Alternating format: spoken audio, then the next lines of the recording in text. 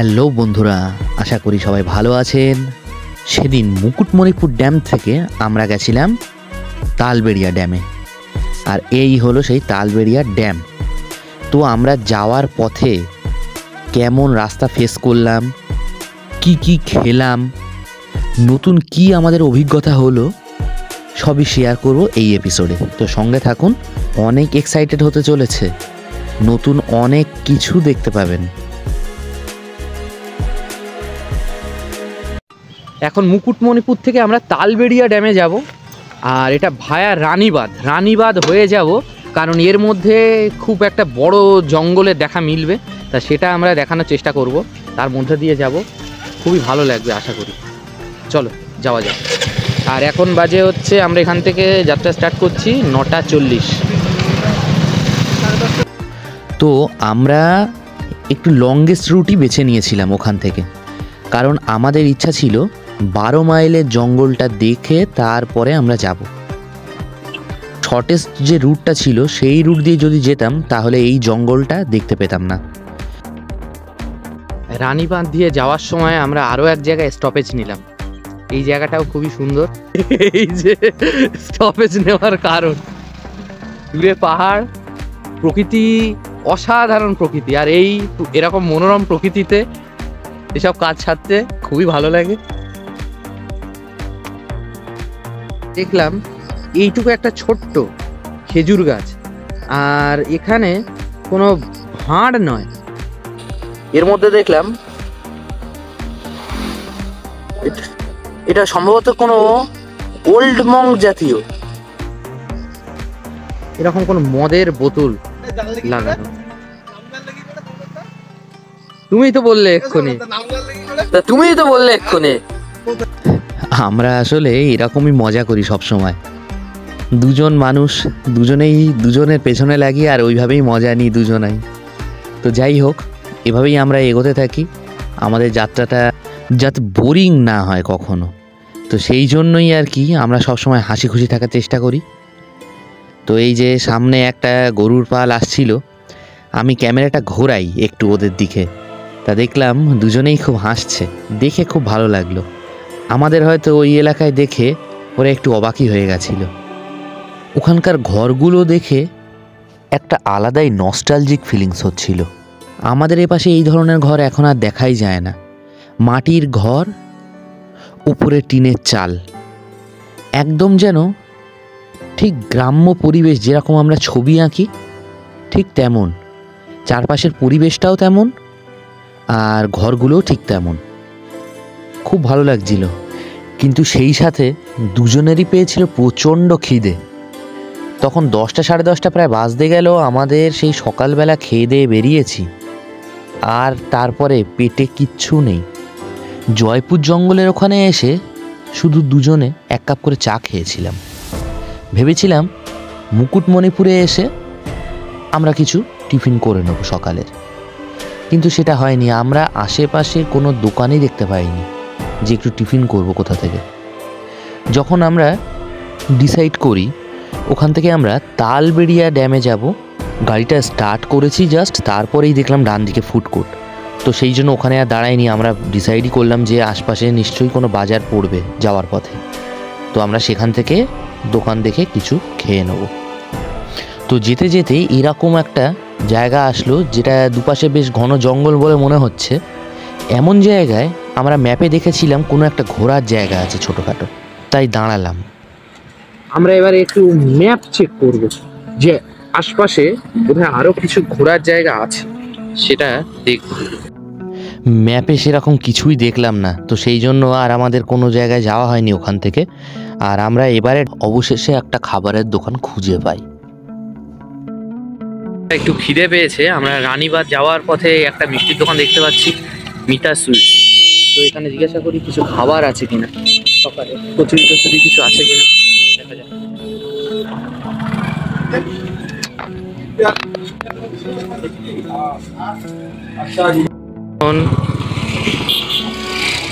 কচুরি খাবো, জিজ্ঞাসা করলাম আছে কিনা, দেখলাম আছে। আমাদের কিছু খাওয়ার প্রয়োজন, তো ঠিক আছে।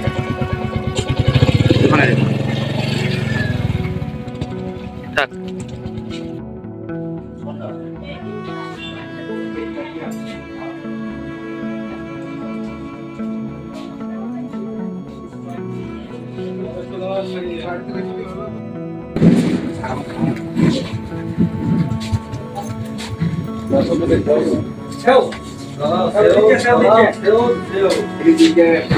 এখন কটা বাজে? 10টা 11। 10টা 11। আচ্ছা, আমরা ওখানে একটা জিনিস লক্ষ্য করলাম, এই সকালবেলা আমরা 4টে করে কচুরি নিয়েছিলাম ওখানে, আর সামনে দেখছিলাম এরকম বড় বড় বাটিতে করে মুড়ি নিয়ে সেটাকে মেখে খাওয়া হচ্ছে একটা কোনো তরকারি দিয়ে, বা ওটা হয়তো কোনো ঘুগনি জাতীয় জিনিস দিয়ে ওরা খাচ্ছিল। ওখানকার লোকেদের এটাই আর কি সকালবেলার খাবার। আমার বন্ধু মানে অয়নের কাছে এবার আমি খাবারের রিভিউ চাই। কেমন লাগছে খেতে? ভালো, হালকা একটু লবণ লাগবে। হ্যাঁ আমারও তাই। আবার ঘুগনি চপ ছিল না এখানে, অনেকেই বসে আছে এই চপের জন্য। তো চপ আসার পরে আমরাও এক পিস নিলাম। অনু একটু খেয়ে দেখো তো কেমন চপটা। এখানে খুব বিখ্যাত চপ এটা, একদম গরম গরম।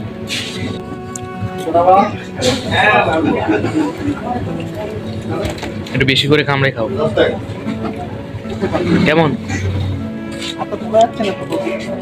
খুব গরম।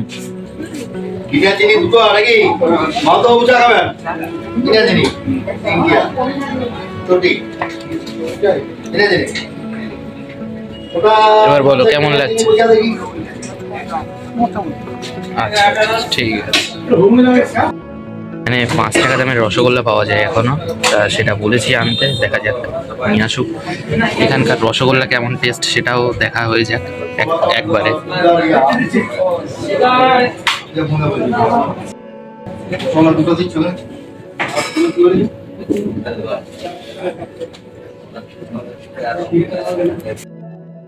আচ্ছা রসগোল্লা দেখেন দাদা, বলছি এখানকার কোনো বিখ্যাত আইটেম আছে মানে যেটা এই দোকানে খুব ফেমাস, সবাই এসে খায়?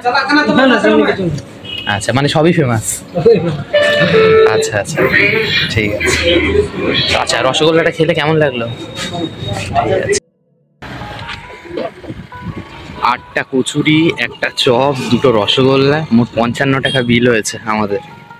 তো এবারে সামনের দিকে এগোবো। আমাদের পেট্রোল ভরা কমপ্লিট, গাড়িতেও যা আছে মোটামুটি চলবে। এখন শুধু সামনে এগিয়ে যাওয়ার পালা। এবার আমাদের নেক্সট ডেস্টিনেশনের দিকে যাব। ফোনে তো বেশি চার্জ নেই, এই যে পাওয়ার ব্যাংক কানেক্ট করে তারপর ভিডিও করতে হচ্ছে। এখন এই রানীবাঁধের কাছে মিতা সুইটস, এখান থেকে একটু সকালের ব্রেকফাস্ট বলা যেতে পারে বললাম আর কি।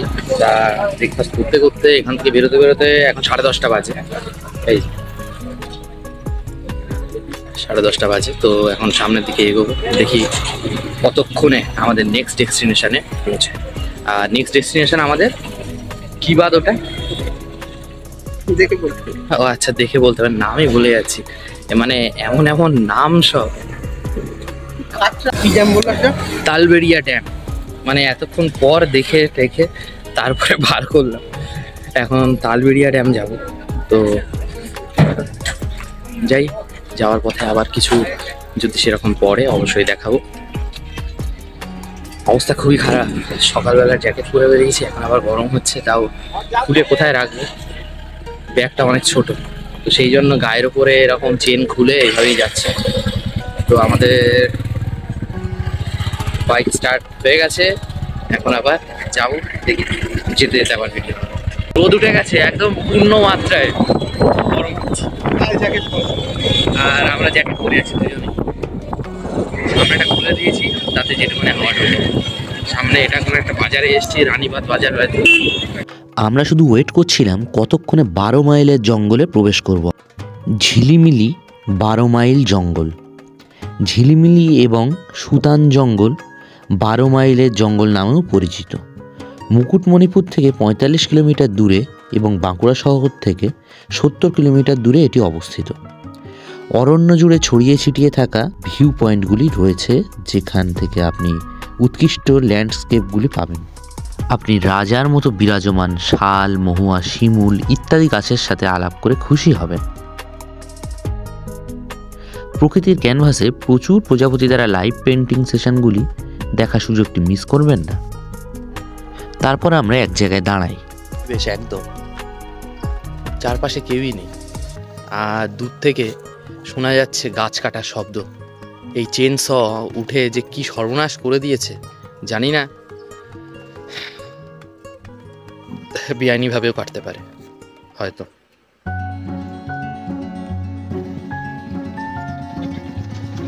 এই জঙ্গলে আমরা দুজন মাঝে মাঝে একা হয়ে যাচ্ছি, না ওপাশ থেকে কোনো গাড়ি আসছে না এপাশ থেকে, তো এর একটা আলাদাই রোমাঞ্চ আছে। তো ওখানে এটা এসে আমরা উপভোগ করতে পারছি সেই জিনিসটা। এই দু একটা বাস যে কত ঘন্টা অন্তর সেটা জানি না। দেখো পেছনে কেউ, মাঝে মাঝে কয়েকটা গাড়ি একসাথে যাচ্ছে। এই দিনের বেলায় এই অবস্থা, রাতে কি হয় জানি। তো যাই হোক, আমরা খুবই এনজয় করছি। আপনারাও কখনো যদি আসেন আপনারাও খুব এনজয় করবেন, একটুখানি বলতে পারি।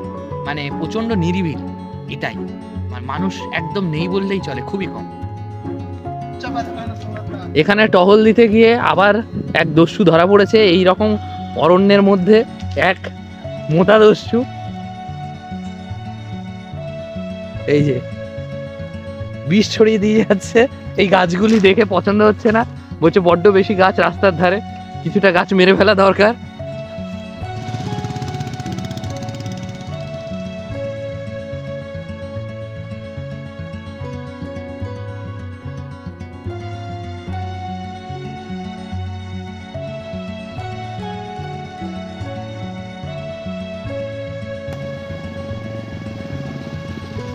আমি খুব মজা পাচ্ছি, খুব এনজয় করছি। আপনারাও আসুন, আপনারাও এনজয় করবেন।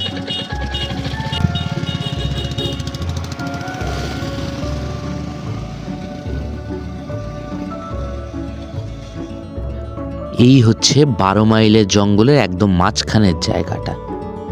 এখানে আমরা বেশ কিছু ফটো শ্যুট করি, ভিডিও শ্যুট করি, তারপরে রওনা দিই। ভাবছিলাম এখনই এখানে এত সবুজ, এত সুন্দর, বর্ষা আসলে কি হয়। বর্ষায় এখানে সজীব সবুজ পোশাকে আসে। আপনার শৈশবকে আপনি পুনরায় ফিরে পেতে পারেন বৃষ্টির মধ্যে শ্রাবণের তালে তাল মিলিয়ে নাচের দ্বারা। জঙ্গল জুড়ে হাতির জন্য একটি নির্দিষ্ট রাস্তাও রয়েছে। জঙ্গল প্রায় শেষ, আবার সেই কিছু বাড়ি দেখতে পেলাম। মাটির বাড়ি, কিছু বাড়ি আবার দোতলাও, আর টিনের চাল। আরও কিছুটা গিয়ে তারপর আমাদের বাঁ দিকে যেতে হবে। আর রানীবাঁধ থেকে 6 কিলোমিটার দূরে এটি একটি প্রাকৃতিক পর্যটন গন্তব্য। সমস্ত রাস্তা গভীর বন এবং উপজাতি গ্রাম দ্বারা আচ্ছাদিত। এই 12 মাইলের জঙ্গলের রাস্তাটা খুব এনজয় করলাম। এবার আমাদের বাঁ দিকে ঢুকে যেতে হবে। এখান থেকে এখনো 6 কিলোমিটার দূরে, তারপর আমাদের ডেস্টিনেশন। গুগল ম্যাপ যেহেতু আগেও আমাদের অনেকবার ধোঁকা দিয়েছে, সেই জন্য এই রাস্তাটায় ঢুকেও মনে একটু সংশয় ছিল। তো সেই জন্য কাউকে না কাউকে একটু জিজ্ঞাসা করে তারপর এগিয়ে যাওয়ার কথাই ভাবছিলাম। তো কিছুটা যাওয়ার পরে দেখলাম কিছু স্টুডেন্ট যাচ্ছে সামনের দিকে হেঁটে। তো তাদেরকেই জিজ্ঞাসা করব মনস্থির করলাম, একজনকে জিজ্ঞাসাও করলাম। ভাই বলছি, তালবেড়িয়া ড্যামটা কি এই সোজা? আচ্ছা আচ্ছা, ঠিক আছে ঠিক আছে ঠিক আছে, থ্যাংক ইউ।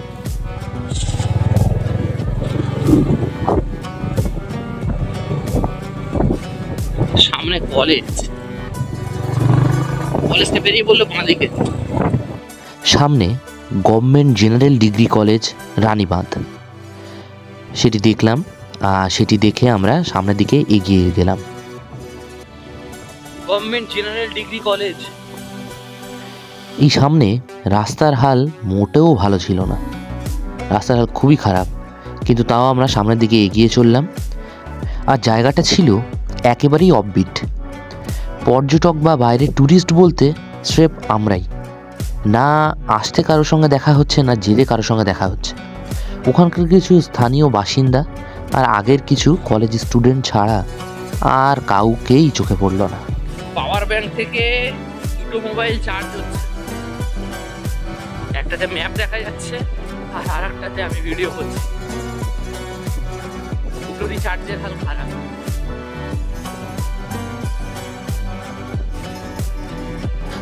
জায়গাটা যেমন সুন্দর ঠিক তেমনই ভয়ঙ্কর। দিনের বেলায় কাউকে চোখে পড়ছে না, তাহলে রাতে কি হবে সেটা একবার ভাবুন। তো যাই হোক, অবশেষে ড্যামের দেখা মিলল। আর এই যে সামনে ড্যাম, খুব বড় ড্যামটা।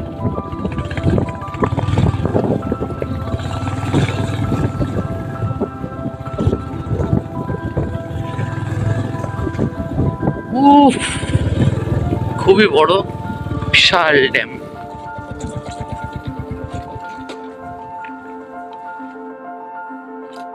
আমাদের পরে আরো অনেক পর্যটক আসছে দেখছি।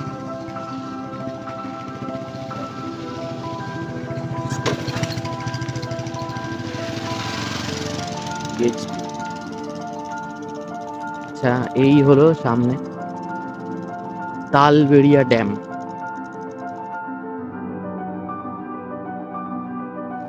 এখানে এই যে বেশ সুন্দর সুন্দর নৌকা রয়েছে, এই নৌকায় করে এই ঝিলটায় বা এই ড্যামে ঘোরা যায়। দূরে আরো একটা এখানে নৌকা দেখতে পাচ্ছি, এই যে। তো যাই হোক, বেশ যথেষ্ট বড় এই তালবেড়িয়া ড্যাম। আমরা এখন তালবেড়িয়া ড্যামের সামনে। এই যে পিছনে হচ্ছে তালবেড়িয়া ড্যাম, খুবই সুন্দর, অসাধারণ ভিউ। মানে ক্যামেরায় তো ভালো বোঝা যায় না, এখানে আসতে হবে, আসলে তারপর বোঝা যাবে যে কতটা সুন্দর জায়গা এটা, খুবই সুন্দর। আমাদের বাংলাতেও যে এত ভালো জায়গা আছে সেটা না আসলে জানতেই পারতাম না। এখানে অনেক নৌকাও আছে, এই যে। তো ঘোরা যায়, তবে এখন ঠিক ঘোরার ইচ্ছাটা নেই, এখন অনেক জায়গায় যেতে হবে। আর এই আশপাশে পুরো পাহাড়ের মাঝখানে, পাহাড় জঙ্গলের মাঝখানে এই ড্যাম।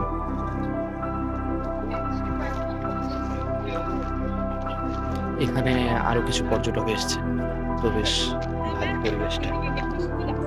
আমাদের নৌকার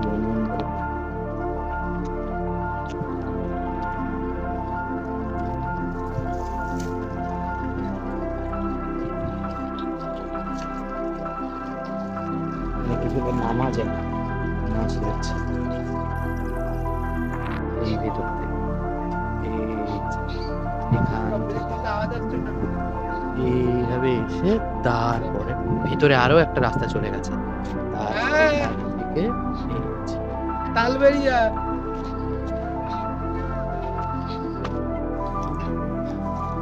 আমরা এখন তালবেড়িয়া ড্যামে আছি।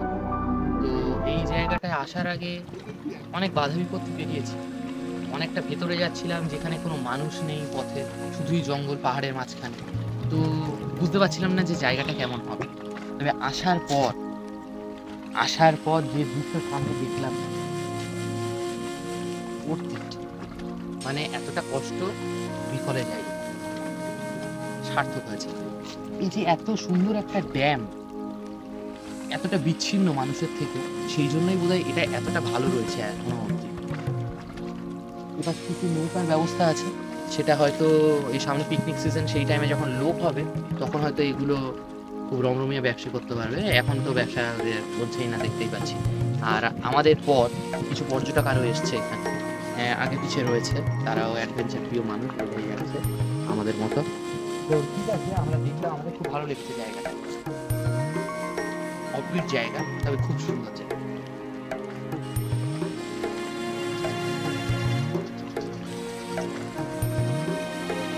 ফেরার পথে দেখলাম যে একটা নৌকা চলছে,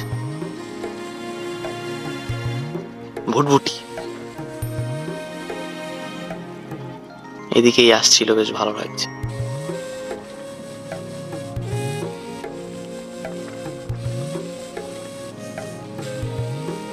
এবার মাঝখান থেকে ড্যামটার একটা সুন্দর ভিউ নিই মোবাইলে।